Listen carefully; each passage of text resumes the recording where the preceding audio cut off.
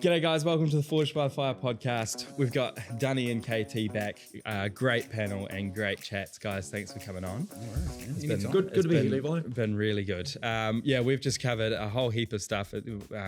Dunnie's brought this forward and I really appreciate that, bro, because it's hugely fruitful conversation. Went here, there and everywhere.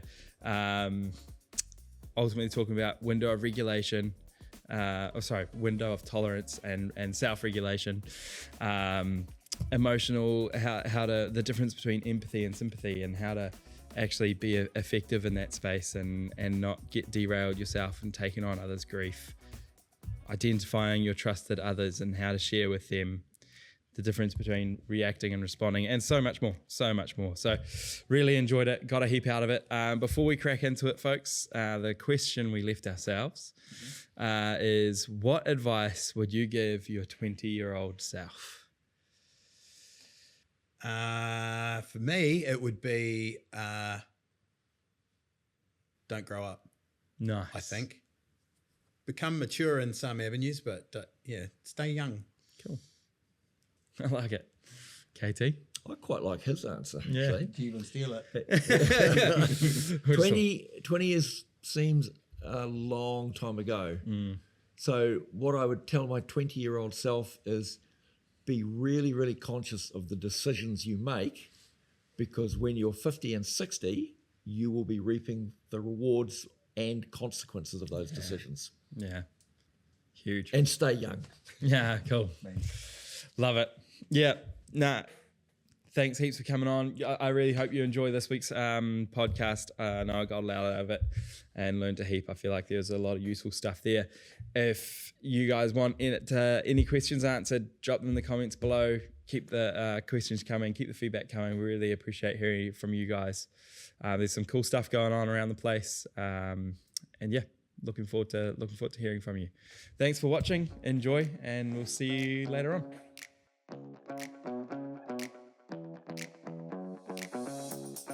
All right, team. Well, welcome back. It's been ages.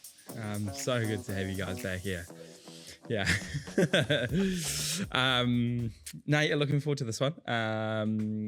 Dunnie put this idea forward of emotional regulation, so I really appreciate that.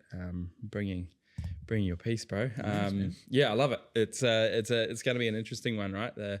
And I think the way you explained it to me was like the response versus reaction stuff as well, and how to sort of, I guess, make sure your emotional engagement and whatnot is in the right place. So I'm looking forward to it. It'll be really cool.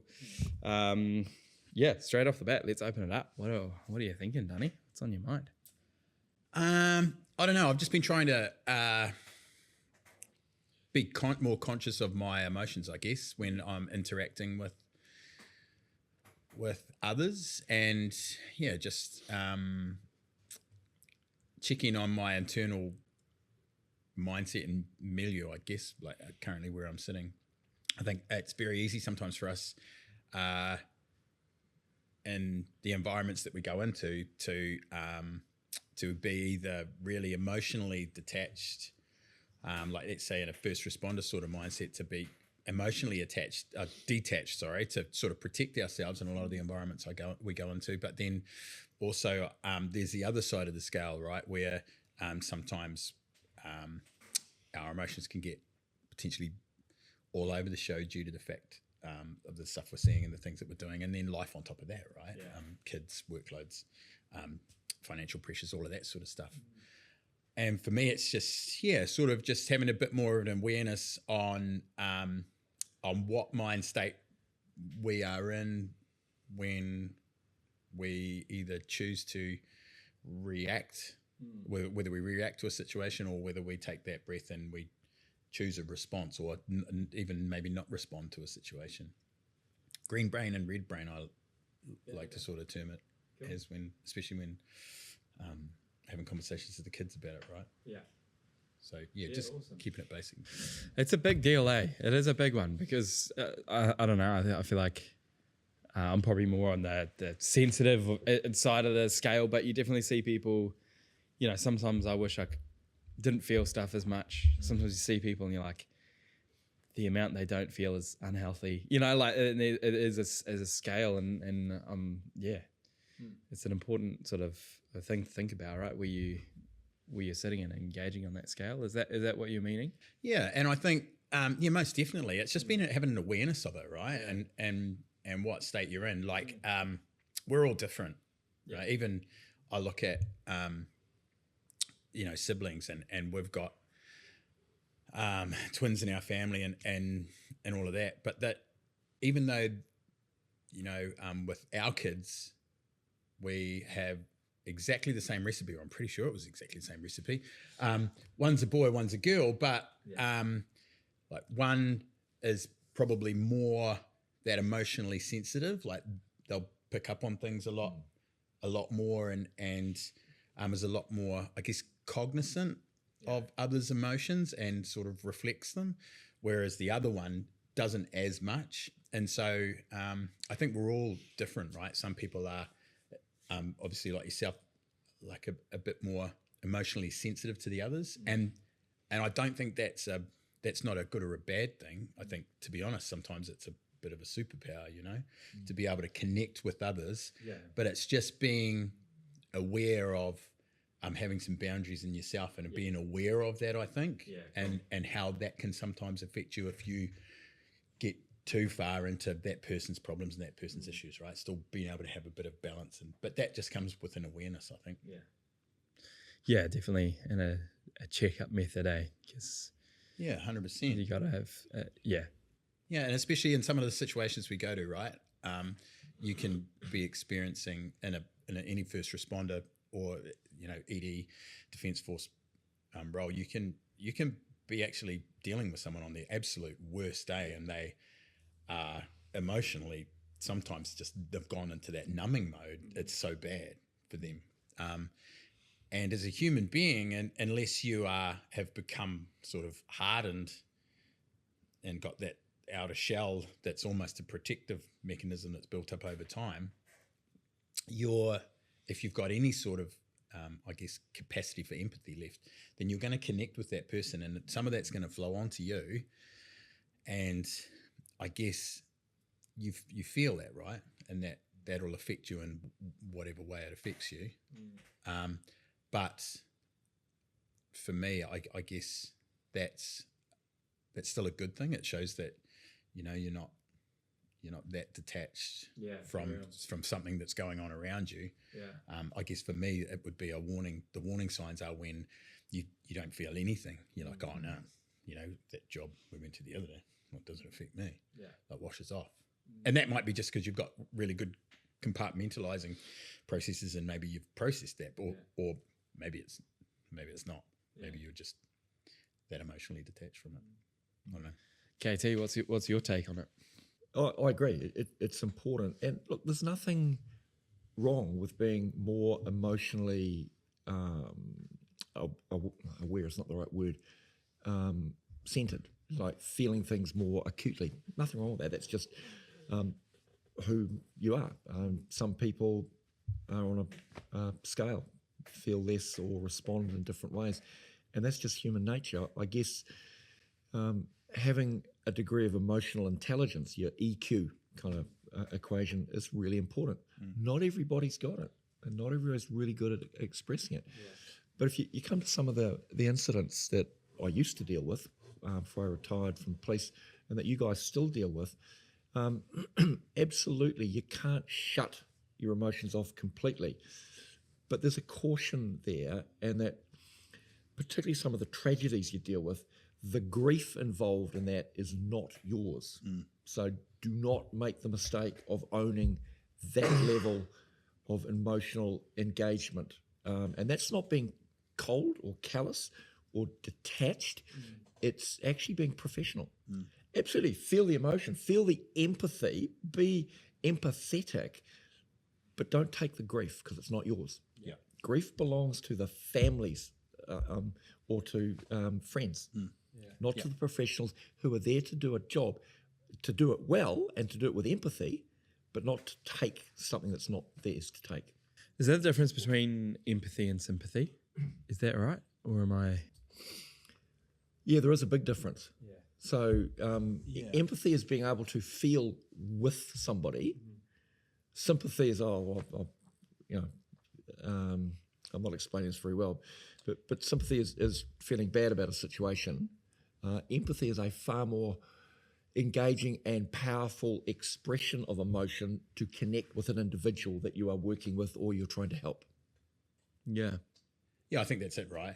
I don't know what the exact, I guess, explanation of empathy and sympathy is, but for me, empathy is more you can connect and you can empathize. You can see that person's point of view, and you can see why they're experiencing the emotions they're, and you, I guess, connect with them. Sympathy is when I think you join them in that, fully in that grief, or join them fully in that, and like, oh yeah, it's horrible, right? This thing that's happened, yeah, it's genuinely horrible, and you see it from that point of view. Where empathy is more, you know, yes, this is a, yes, identify that this is a horrible situation, but you're still slightly distanced from it, and it's more of a standing beside that person rather than sort of. Coming back to the issue of emotional regulation, that is not the same as suppressing or burying your emotions. It's understanding what triggers you as an individual, what you can cope with, and it's also recognizing that there are times and seasons both in life and in your regular routine. And I use the analogy of your gas tank in the car. So if you're running on empty, things are not going to go well. You're going to end up walking. So if you allow your emotional energy to drain to a point where actually you've got little left in the tank, then things are going to go pear-shaped. That's where you get some of these eruptions. People will have an outburst of anger or an outburst of grief or sorrow or whatever. So self-care is really important in that. You know, in the profession you guys are in, you're not much good to anybody if every time you go to a job, you have this wild pendulum swing from an outburst of anger or an uncontrollable rage through to just completely dissolve into a mess of tears on a the mess side of the road, tears. Yeah, that isn't going to help anyone. Not your colleagues, not the people you go to work for, or yourself. Yeah, and I think that's it, right? It's knowing and having an awareness of that, and your boundaries for. Yes, you're going to have empathy for those people that you go out and help, and you can connect with them, right? You can share and be empathetic, but you're not going to fully go into that full sympathetic mode where you're, you know, like this is happening to you as well, right? Having that I guess, like KT says, that emotional distancing or that emotional security and that awareness of, yes, we're here, we are doing the best we can, we've got a job to do here. We're not going to distance ourselves to the point where we're cold and stone-faced, right? But we are aware of what our emotions are sitting at and what our capacity is sitting at as well. There's a thing called the window of tolerance. So don't know if you gents have Window seen of it tolerance, before, no, not familiar. So in basic terms, and I cross my fingers and hope I don't explain this wrong, but the window of tolerance is that capacity that you currently hold in your emotional regulation effectively. Now, the window of tolerance, if you can imagine it, it's sort of like a graph. And for a lot of us, up the top above this window of tolerance is this hypervigilance and this fight or flight response, right? Yep. So for a lot of people that are dealing with life stresses, or particularly in emergency first response, etc., a lot of the time, because of the stuff that we endure and we see, we're operating in this sort of hyper arousal state, right? Especially if you go into a lot of repetitive jobs that are potentially traumatic, as well as having life stresses on top of that. So sometimes we might go up and get into this hypervigilant state, and we might stay there, which is unhealthy. And then, as well as that, down below this sort of window of your happy place, your green brain, is this sort of where you're numbing and you're frozen, right? And that's when you drop out of, and you feel like you have no control over what's going on, and you've effectively, your body has gone into that sort of self-protection, that primal self-protection mode where you just feel nothing anymore, right? You can't connect with not just someone that's having a real bad day when you go to them at work, but even when you're at home, right? You disconnect right out, and you feel numb, and you can't feel the highs and lows of life anymore. And I suppose there's things that we can do, and just sometimes being conscious of our workload or what we're doing, we can actually expand that window of tolerance so that I guess when something happens in our life, we can stay within that window, and we might skip into that hypervigilant state, but then we drop back into this sort of this nice emotional green space that we're in. And for me, that and it's available online, like anyone can look it up, and it'll explain it a whole lot better than probably what I have. But for me, referring back to that and just being conscious of, yes, sometimes I'm a human being, and I might kick up into that hypervigilant state where I'm reacting to stuff.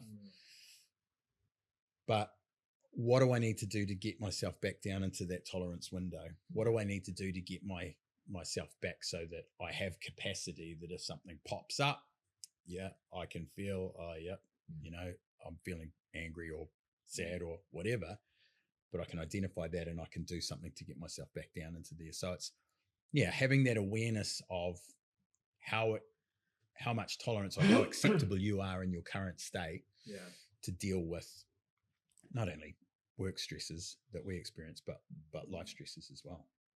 Yeah. It's really cool, because I think I don't know, we got like going down a little bit of a rabbit hole, rabbit warren of thought.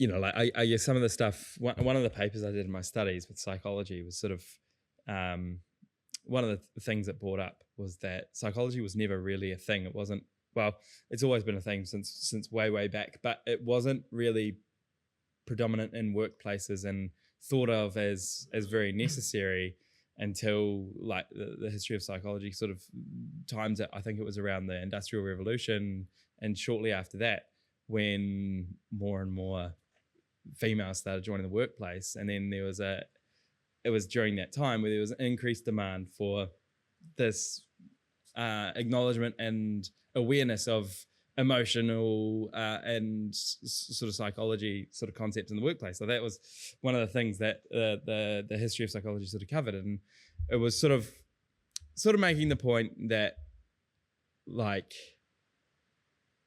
I suppose, KT, you might have experienced it a lot when you started, where it wasn't very well received for a long time. There was like a strong mentality of that stuff's not, that sort of emotional awareness or whatever it is doesn't belong. And that mentality has been there for a long time. I think much lesser now, but I think it sort of raised the thought of, like, were people actually tougher back then? Like,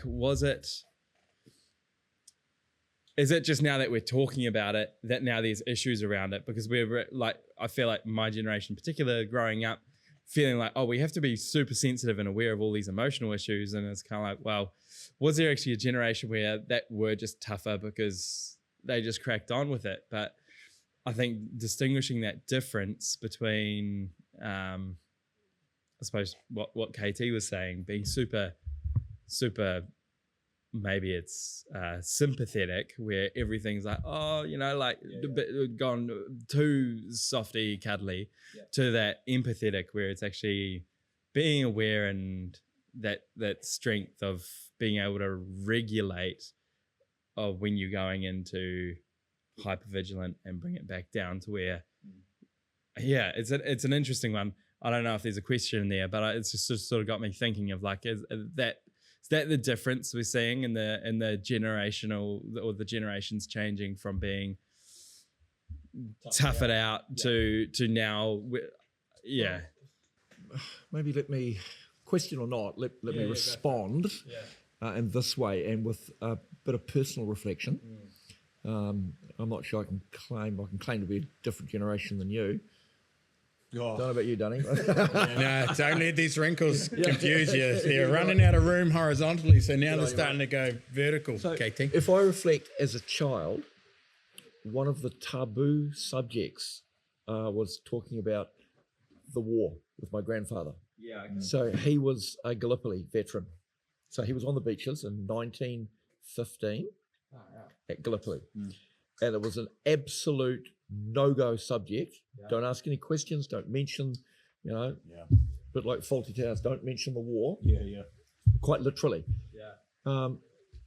He was a loving grandfather, loving husband and father. But there was a part of his personality that was locked up and died years ago. Yeah. Now, that isn't being hard. That isn't being tough. That is losing part of his personality, gone forever. Wow. And that was my experience as a child. Roll forward to the 1970s when I joined the police, and we did not have debriefs back then. You go to a fatal vehicle crash or to an assault or a sudden death or the whole spectrum of trauma-inducing incidents. And I've been to all of them, more times than I care to remember. Back then it was harden up. Don't be a wuss. Nothing wrong with that. If you can't hack it, if you don't like the heat, you need to leave the kitchen. Find another job. Yeah, find another job. And it wasn't that the people I worked with were tougher back then than this current generation. It's that we were, if it's going to be really blunt, we're stupid. Because these things are not generationally bound. It's like fitness. All of a sudden there's a fitness craze, but we didn't do it 2 generations ago. All of a sudden we've suddenly discovered we can do that. No, it's always been there. If you want your body to work properly, you exercise it. If you want your emotional intelligence or if you want your brain to work properly, you need to treat it appropriately. So 2 things. There's your critical incidents, acute trauma, and then there's this cumulative stuff that just insidiously builds up over time. Yeah. So I think organisations like FENS and police and ambulance and Defence Force and others, hospitals as well, have recognised that this is a real thing. Yeah, they're not playing a game. Although to be fair, there are some people who will always take advantage and take the mickey, but by and large, recognise that the impacts of attending these incidents are real. They do have an effect, and that's why you've got all these programs now for trauma debriefs. And my, so much my plea, my message to anybody still serving who is invited to a post-incident debrief, goes, no, I'm fine, I'm tough, I can hack it, is, no, you're not. Take advantage of what's available to you, because cumulatively these things sneak up on you. And I think it's really important to take advantage of that. So to answer your, whether it was a question or not, no, previous generations were not stronger. They just did not have the tools. They suffered. And if I look at some of the tough macho people I worked with in the 70s and 80s, many of them are broken people now because they thought they were tougher than they really were. Yeah. I think a lot of it is that, and especially talking like with the debriefs and that sort of processing, if we sort of look at it like you wouldn't throw, if you go to a job, you wouldn't just throw all your muddy, shitty gear, right, just back in the back of your truck or in the back of your car, or you just wouldn't restock it back in the shelves or not restock the shelves again, right? I think sometimes we don't sort of concentrate on our sort of mental state the same way. Whereas, hey, look, we've gone to an incident, we need to replenish, we need to restock, we need to take stock of actually what impact did that have and where are we sitting now? What emotional or psychological sort of strain did that utilize, or where has that put me? Has that shifted me and how do I restock that? How do I get myself back into that frame? Because a lot of the time I think we just sort of plod on and we don't sort of think about actually where am I currently? Where have I been over the last few days? Like, have my emotions been all over the show, or have I been really reactive rather than responsive? And that's usually a warning sign for us that when we're going into those outer levels, right? That hypervigilant state where we're just reacting to stuff that's going on around it, but rather than having that ability, because we've got that capability in there to think about it and either respond or choose not to respond in a lot of cases when something pops up. Actually, that's a really good analogy about stocking the shelves. You know, another analogy would be you run a marathon, you're going to deplenish your physical tank. Says you're not going to get up 2 hours later and do another one. Well, the very, very elite might, you know, that, but we're talking a tiny percentage. The average person who does marathon isn't going to go to the marathon, I'm sweet, I'm good, I'm going to go out and party tonight. Probably not. You experience a whole range of things which drain you mentally or emotionally.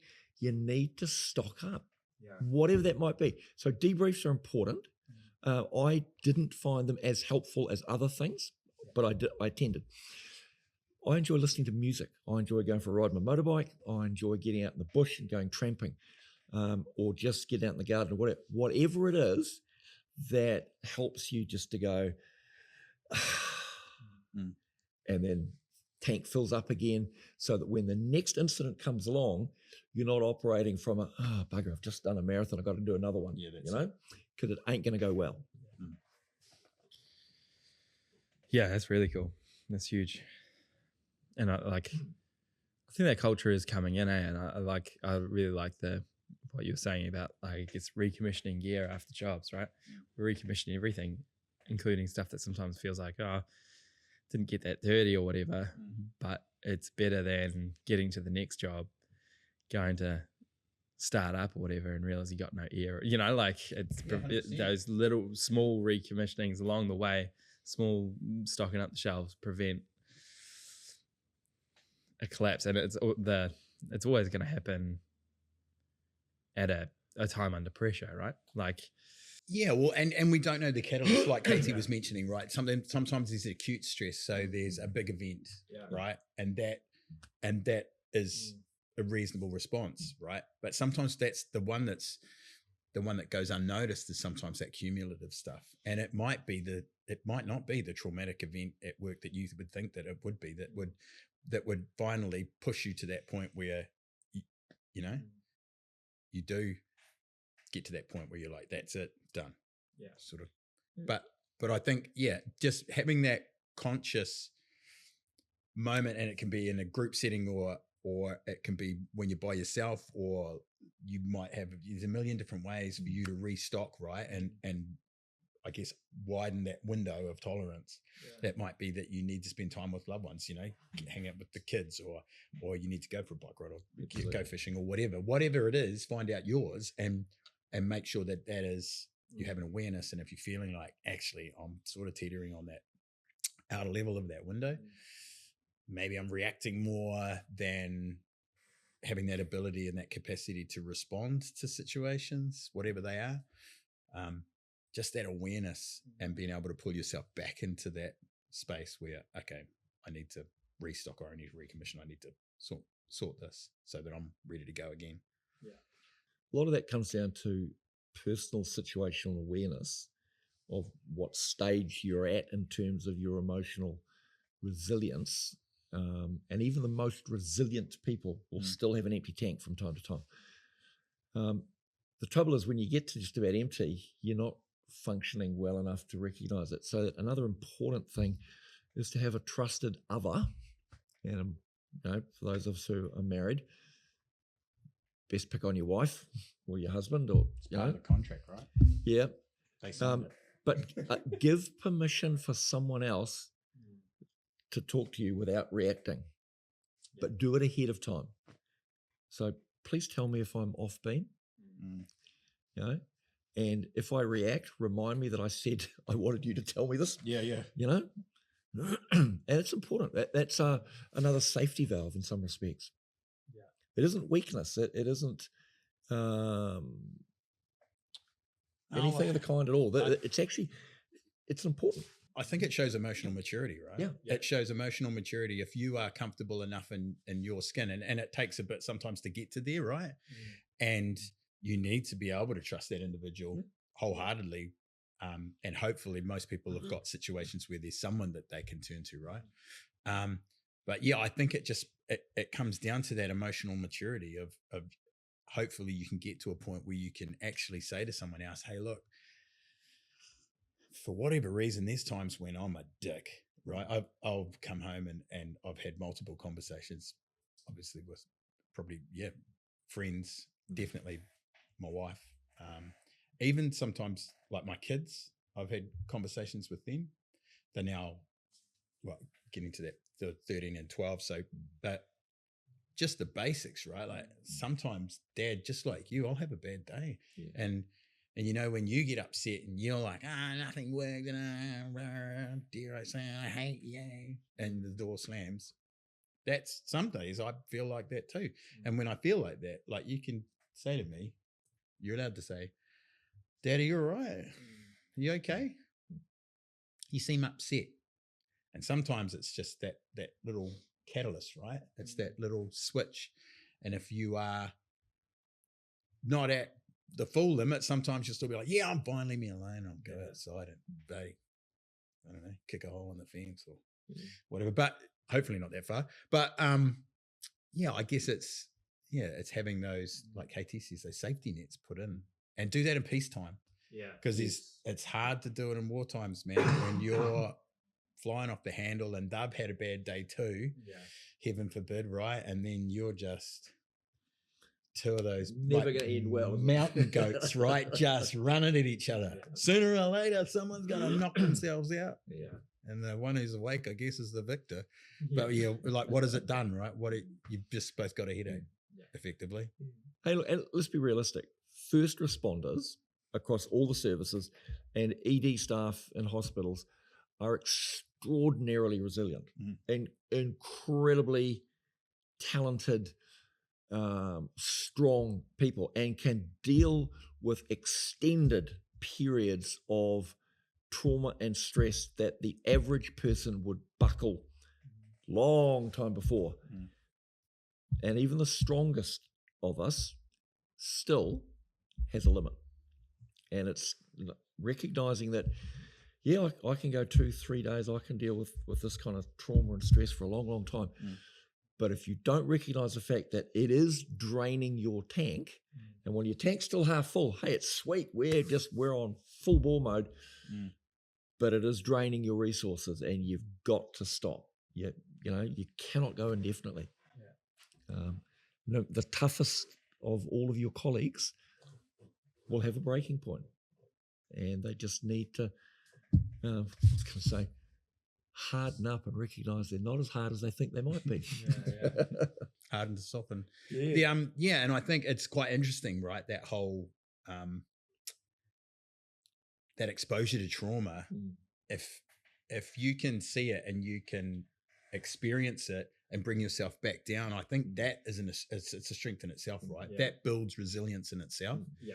So it's not necessarily always a bad thing. It's just how we manage that situation. And for some of us, it's harder than for others. Like you look at some people and they've got it, they seem to have it squared away, and you're like, oh man, I wish I was like you and could just like, done with that. Move on. Yep. What's next? Yeah, sweet. No, this doesn't affect me outside the job. You only wish you like me on a good day. See me on a bad day. Not so sure. I haven't seen you on a bad day, Casey. I'm sure you don't have them. But I guess understand too, right? That it's how the things sometimes that people in these roles experience that can build that resilience, but it's about, I guess, being aware of that and understanding that, and it's that recovery, right? It's the repetitive recovery. So we see a traumatic event, and then we can deal with it and we can frame it and we can do whatever we need to do to process it. And then that opens our window back up. And it's that window of tolerance for me was just when dealing with my capacity or controlling my emotions was just such a really cool thing that I experienced on with Te Kiwi Mai on a wellness week that we went on. Like that was, for me, I just keep looking at that, and it's that conscious effort of, right, where is my window? Like, is it narrow at the moment? Because if something happens now, where is it going to just push me? Am I operating at the upper levels, right? Yeah. Like KT was saying, am I run that marathon and you know, if something hits me now, I'm tanked. It's about getting yourself and widening that window. So yeah, man, when something hits, it hits, and I go up, and I might not kick into that hypervigilant state. I might have that calm and that capacity to go, you know, deal with it. But it comes with an awareness, I think, and that emotional maturity of okay, and like I guess we've said in podcasts previous, am I gonna let this, or how much of this am I going to take in, right? How much of this is mine to deal with, and how much of this situation is potentially family grief that I'll be present and I'll empathize with them, but that's theirs, and that's okay that's theirs. I don't need to step right into that, having that emotional awareness, right? Yeah. And that maturity to go. That's a really, really important distinction. Do not pick up that which isn't yours to take on. The grief does not belong to first responders. It belongs to the family, and it's let them deal with it. Yeah. Hard sometimes, right? Oh, sometimes it's easy. We don't want to. No, I get it. It's easy for me to say that, but actually, you pick up an emotional response or something which is not yours to deal with, it will destroy you ultimately. Don't do it. Yeah. Yeah, it's that empathy and sympathy borderline, right? Yeah. Being empathetic with them, and then I'll walk with you, but I can't walk in place of you. You know? It's the way you just phrased it, it seems like a growing issue at the moment, right? Where a lot of people are taking on other people's grief. It's actually quite common when you think about it. Like, sort of a couple of instances just occurred to me where it's like, yeah, it happens a lot, you know, where people are just taking on other people's grief, and it's like, I don't know, from my perspective, it's kind of like, well, if you actually acknowledge that it's not your grief, but it's your role to empathize with them, you'd actually be a far more effective friend for them in that moment than, you know, almost trying to steal the spotlight. Because, you know, I don't know if you've seen that, but the instance in my head is like, now that you think about it, they're just trying to take their, you know, like, I think the way you phrased it, KT, was it belongs to them. It does. And that's important, right? Because it's part of what it is to grieve. Is it's important to take the time to have that process. If you've got someone else trying to steal it from you in a way, you're actually being, it's not a very effective friendship, is it? Yeah. But look, if you take for example, fatal vehicle crash, the responsibility of first responders is to respectfully deal with the scene and with the deceased in a way that returns them to their family, to enable them to begin and work through their grief professionally, with empathy, with the greatest of care, but not to enter that grief cycle with them. That's not your role. Yeah. Your role is to be the consummate professional, to act with the utmost professionalism and empathy and respect, and then step back and allow them to get on with and empathize and acknowledge it. Acknowledge that it's real. A terrible position, but don't almost black cat them, right? Like Now that might might be quite confronting for some people watching this and listening to that. But I'm sorry, I don't agree that you need to enter the grief cycle with families. You know, you look at the death notices in the paper. Are you going to take on the grief of everyone that dies? You know, you work in a funeral home. You're not going to last very long if that's the case. I guess it's hard sometimes to distance yourself. And I 100% agree with you, but it's working through that process, right? And getting yourself to that point where you can do that, because I guess, and I think to people who I've worked with, who have been those people who are really emotionally sensitive, right? And connect really easily and I guess sympathize a lot with others, and that's sort of how they're naturally geared. Sometimes that can be really hard for them in a visceral, tactile environment where you smell the smells and you're in contact with that person, right? And you're there and you're doing your job and you're working through it. That grief, I fully agree. Like KT says, that's your own.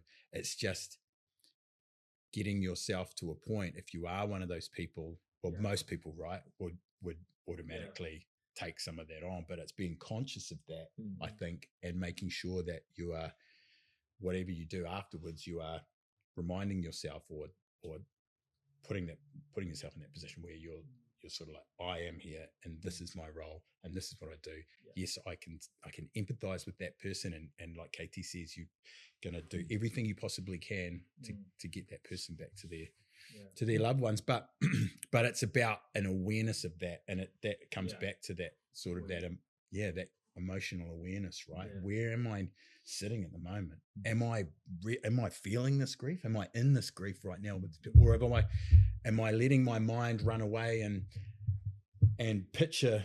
You know, sometimes I've found myself picturing this person's backstory, or even picturing the funeral or whatever else, right? But it's about, I think, catching yourself in that position. It's not beating up on yourself for being a human being, but making sure that you're aware of that, so you can take yourself back to that position and where you're like, actually, I'm picturing that. That's not helpful for me right now. What I need to do is remind myself where I am and empathize with this person. But are there flags for you, Dunnie? Like, are there practical, like if we try and turn it into real practical, like these are tools you can use. Are there flags for you that as soon as something pops up, you're like, oh, okay, you know, that's a warning sign that's going down? So usually when my fuse is shorter, when I'm reacting, like I'm aware when I'm reacting to stuff, right? Like if something pops up, and it's usually the most trivial of things. It doesn't have to be at work, it could be at home. And it always used to be for me, the dishwasher, and I think I've told my dishwasher story before. The dishwasher doesn't really apply. I just empty and load the dishwasher again. We've made peace, me and that particular home appliance. I made peace with all my home appliances, but that one, we're on a level playing field again. We are friends, right? I'm detecting an issue here. Yeah, but the next time I see the vacuum cleaner, it's gonna get it. But yeah, it's. I think for me, I've had to, like any skill that we learn, right? This is not something that just naturally popped into my head one day. I've had to notice it. I've had to practice it over years, and I've had to make sure that for me, sometimes I need to engage someone else. I like to talk about how I'm thinking, believe it or not. So my wife, Lisa, her eyes almost constantly now are rolling back in her head because she's like, okay, here we go. He's in talk mode again. So I like to talk through how I'm thinking, because I like to get feedback from others to sort of regulate on, oh, yep, sweet. So sometimes I pick on my poor wife. Sometimes I'll pick on a friend or a trusted other individual. But I'm getting better at sort of assessing it myself. So just asking myself, sitting with myself for a few minutes. And it can be sometimes when I'm doing something so mundane, right? Like sitting in traffic or something like that, just taking 5 minutes to check in with myself and be like, actually, how am I at the moment? Or after I haven't caught myself and I've reacted to a situation.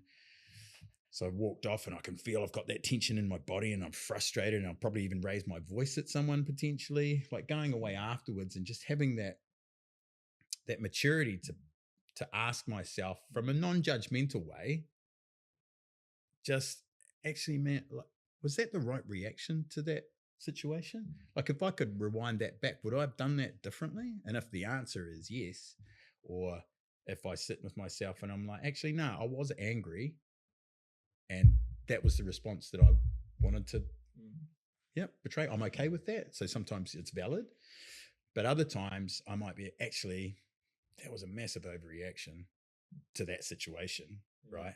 The kids had some mess on the floor or something like that, right? Something trivial. And I'm like, actually, nah, was that that was an overreaction, right? Maybe I need to check myself. What's been going on recently? You know, do I need some downtime? Have I been working too much? Whatever.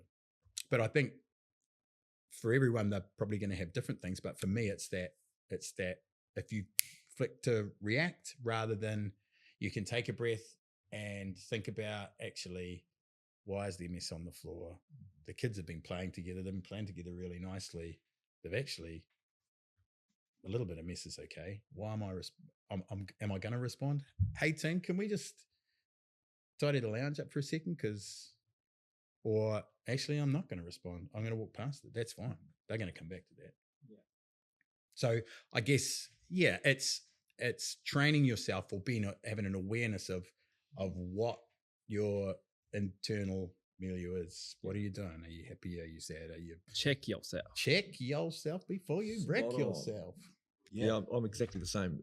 For me, there are two things. One is exactly what you described. Insignificant little things spark a reaction grossly, totally out of proportion. Yeah. And it's like, whoa, where did that come from? Tank's empty. And the other one is when I'm just tired. The things that would otherwise bring me joy, that I'm really interested, I'm motivated to go and do, I just can't be bothered. Yeah. Both of those things are an indicator that my tank is getting empty and it's time to refresh. Step back. Yeah, cool. Yeah, that's really good. Can we talk a little bit about, I think you've mentioned it a few times, the difference between reacting and responding. And I feel like there's a real good tool there. Like, is there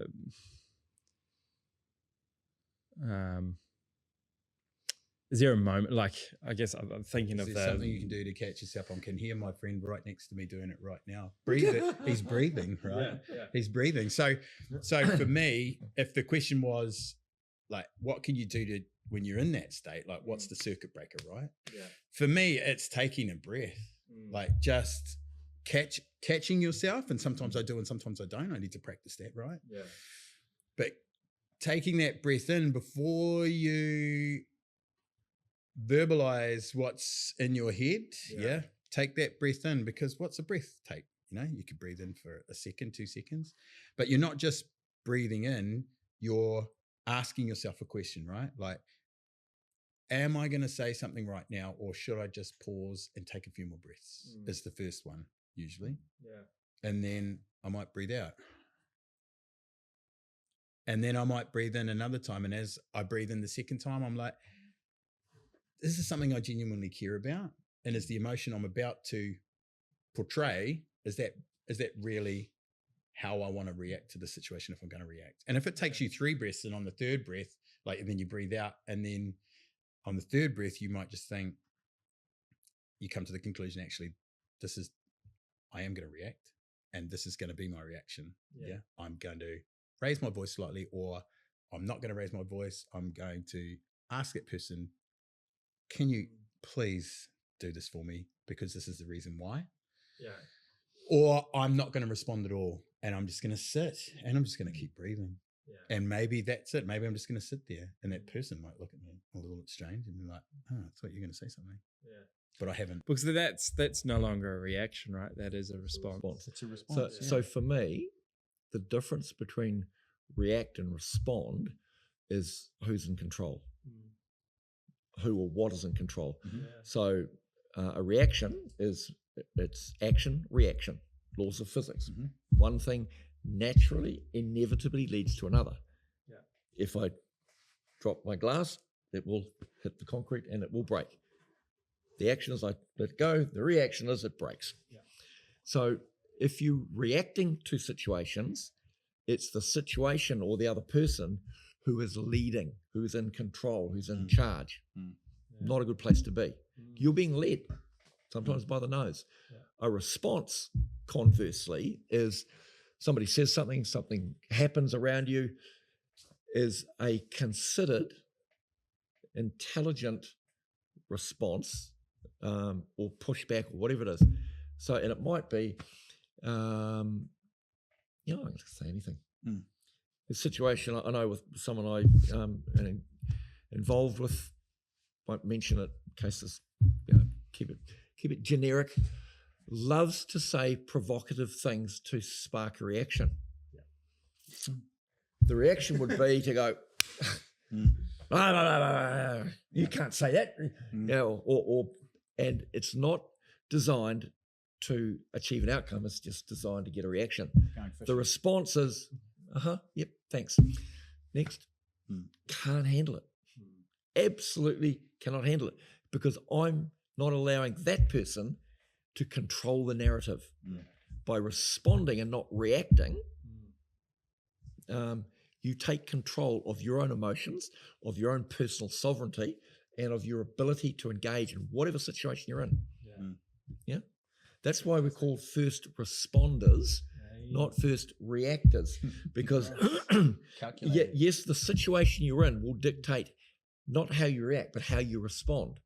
If it's a fire, you will take the appropriate equipment and behave according to your training in the appropriate way. That's your response. It's not your reaction, it's your response, because it's measured, it's controlled, it's intelligent, and it's applied in an appropriate way. When was the last fire ground you were on? You just said intelligent. Are you referring? Oh, sorry. Oh, my mistake. Are you referring back to police days? There's two mistakes. Jokes. I'm just trying to think of the intelligent. Yeah.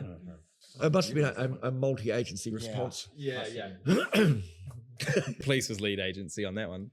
Just for the record, you opened that door. Yeah. It's called a setup. Yeah. You responded. Yeah. Very good. I guess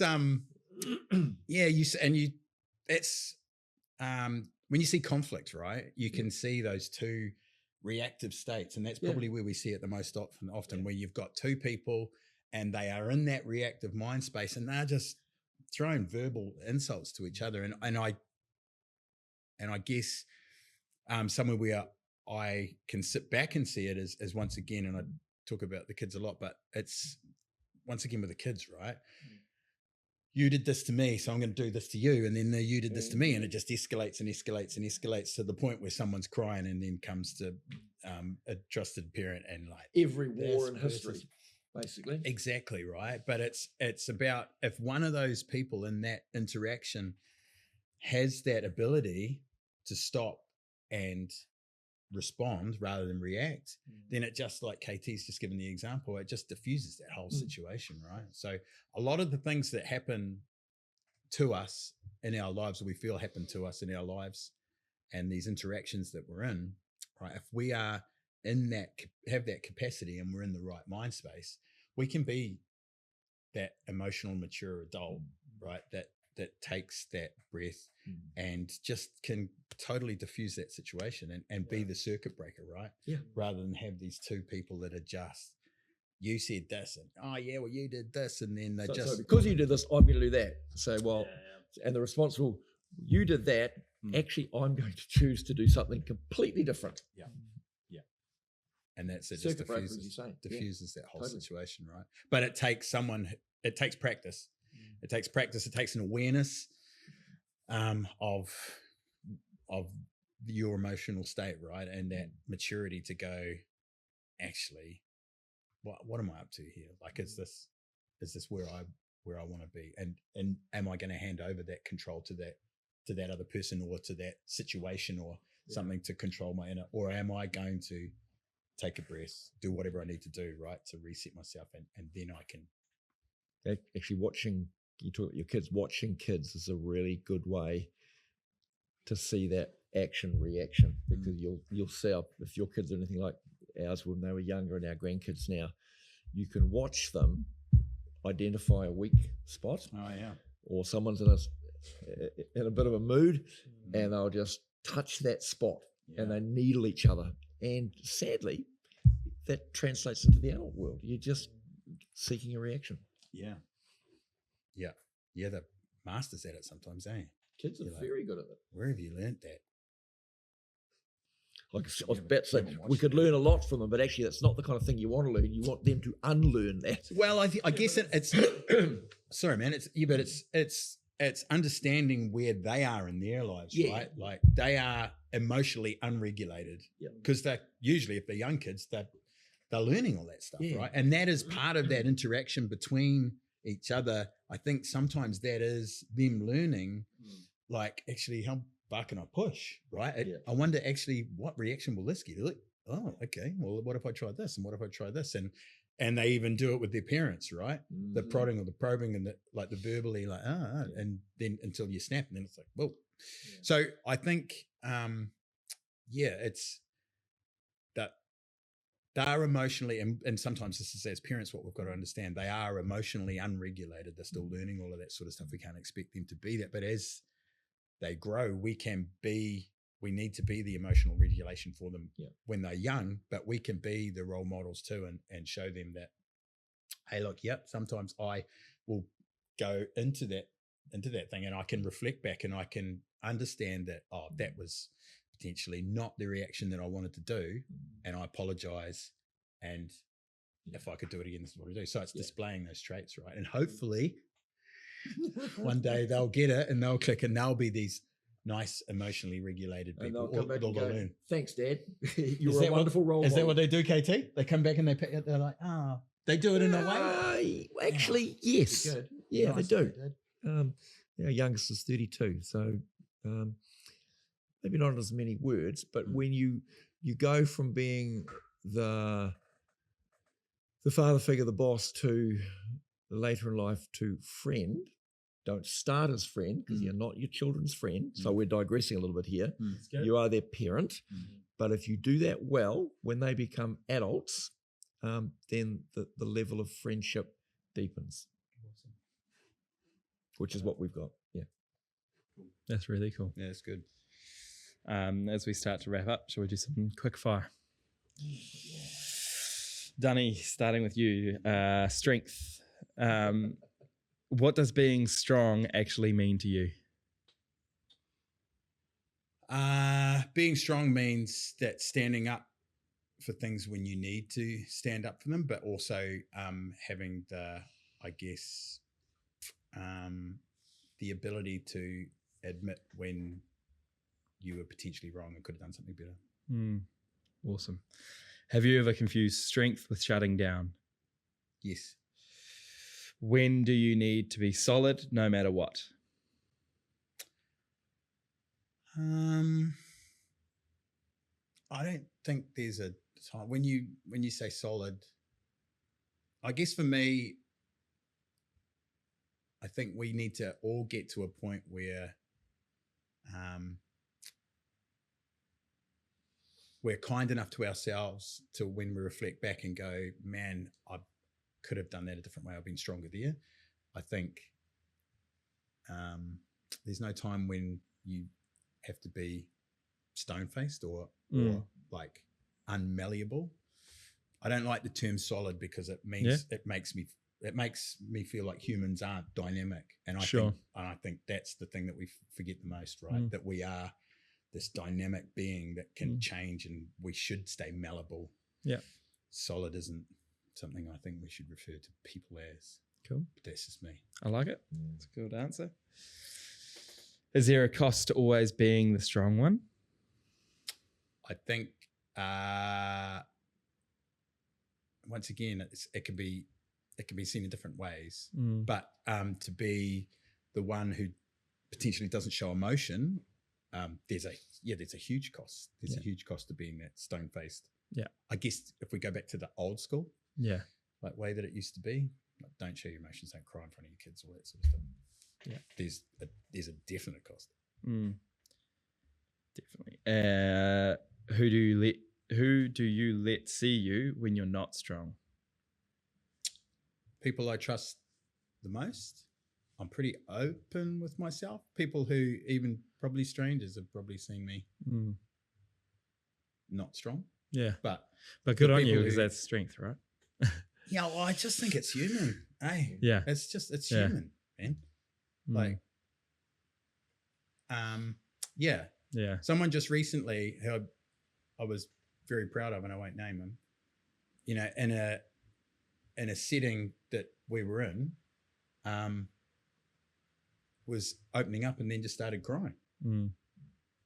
And man, that just made me think, bro, Yeah. how cool. Kudos. Same. How cool. Yeah. Not that I want to see you No. sad, Yeah. Yeah. but how good is it that Just you be- feel like you can just That's experience actually it, really brave. That Mm. was actually Yeah. an expression of strength, Well, being just- able to do that. being able to let it out, right? Absolutely. Yeah. Yeah. Because Awesome. it's coming out for a reason. Yeah. Yeah. You suppress that, Mm. you'd start to go down a slippery slope. So Yeah. yeah, that for me was, I was like, bro, legend, strength. Mm. Absolutely. Yeah. Good stuff. KT, No, I sensitive. think Dunnie did really well. Yeah. Wrap it up. Go on then. Sensitivity. Is there room in the job to be sensitive? Absolutely. What does empathy look like on the job? Not being distant, not being remote, being able to connect in a genuine human way with people. Awesome. Can you care deeply without carrying everything? Absolutely. You have to. Mm. But it's not always as clear cut and easy. When I say, you know, I give you absolutely you do, but concede that sometimes it's quite difficult Yeah. and sometimes you get it wrong. Sometimes, you know, you need to back off. Yeah.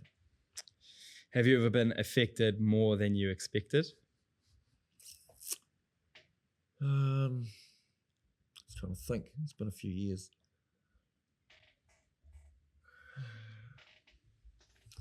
Probably the one incident, no, I don't know whether it's more than I expected, but significantly affected would be going to a multiple fatality, 4 children involved, who were the same age as my own kids at the time. Yeah.